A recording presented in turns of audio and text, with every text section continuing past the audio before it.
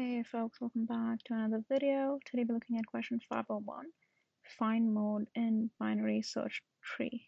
The way we'll be solving this problem is by using a hash map to keep a track of the numbers that we see and the frequency that's associated with that number.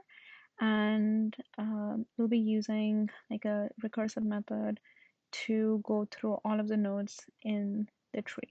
So let's get started. The first thing that we actually need is like some sort of a recursive method, right? That takes in the tree node. Oh, right, basically, yeah, the root.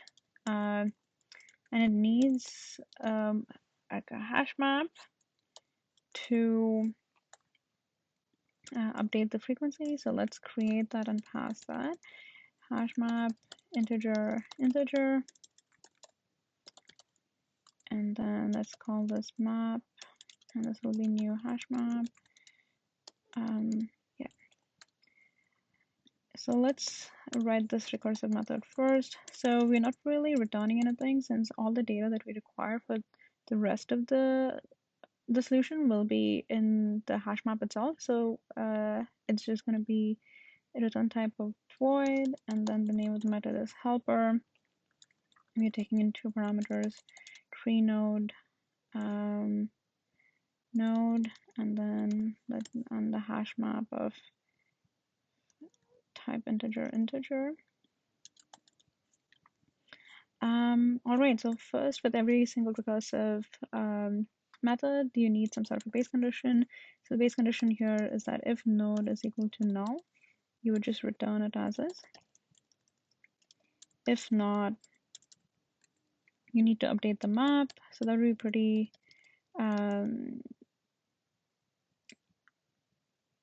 yeah, that's pretty simple. So let's first extract the value. So it'd be node.value and a map.put.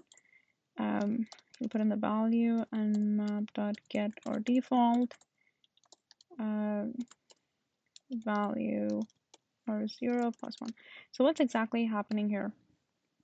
So you're telling that, hey, put this value in the map, and if this value does not exist, get a default of 0 and then add 1 to that. If so you either get the value and add 1 to that, or the default that you take is 0 and add 1 to that. So it takes care of the condition where the key doesn't exist in the map already. So that's updating the hash map with the frequency that we've seen so far of the current value.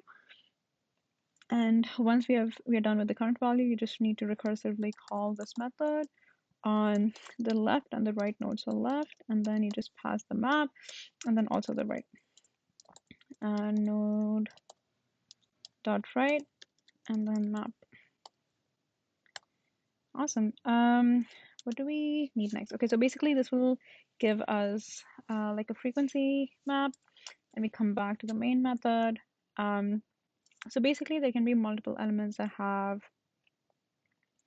the same frequency, right? And we need to figure out what the max frequency is. So let's say, let's figure that out first. So let's initialize a max frequency value to be equal to 0. And then for all of the values for int current frequency in map.keyset,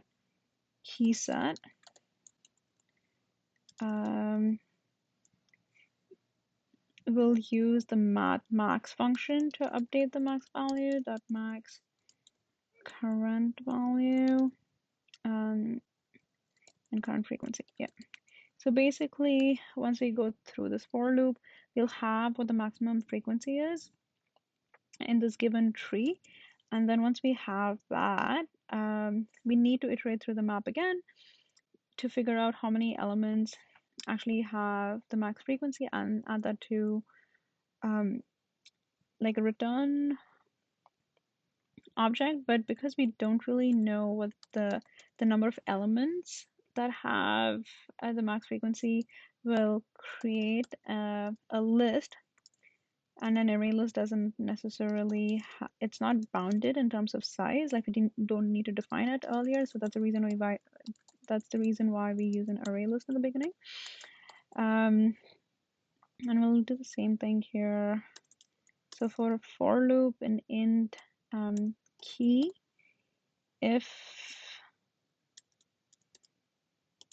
map dot get key, if it is equal to max frequency, we care about that value, so you will add that value to the list. List.add key,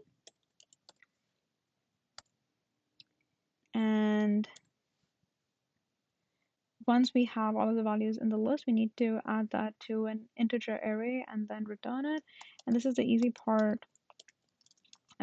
You create an int array with the size of the list, and let's have like an index, just initialize that to 0 so that we don't have to do like a for int equals to.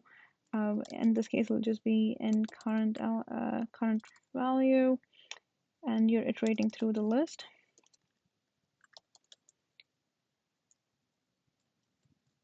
Right, and then a result of index plus plus. So basically, we are assigning the value and then we're incrementing index. So basically, you can make sure that this is like less verbose than it needs to be. And in the end, you just return the integer array. Awesome. So let's try compiling this. Let's see what that looks like. Oh, interesting. Expected output, empty output. Okay, so let's see where we went wrong. So let's go through the helper method first. So if node is equal to null, you would return it as is. Then node dot value. This looks okay. Node dot left, node dot right, map and map. I think that looks okay.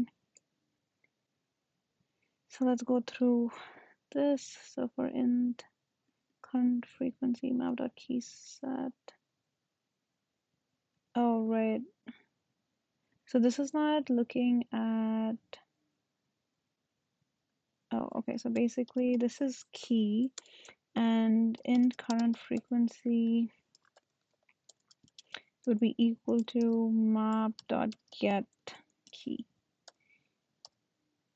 I think that's the problem. Let's try compiling it again. Interesting how like the first test case passed. Okay, let's try submitting it. Okay, so that works. Awesome. So let's talk about the space and the time complexity. The time complexity of the entire solution is of n. Since we are iterating through all of the nodes here, and we are potentially iterating through all of the nodes here as well. So it's O of n.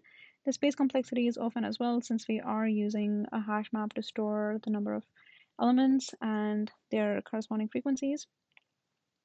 So time and space complexity for the solution both would be O of n.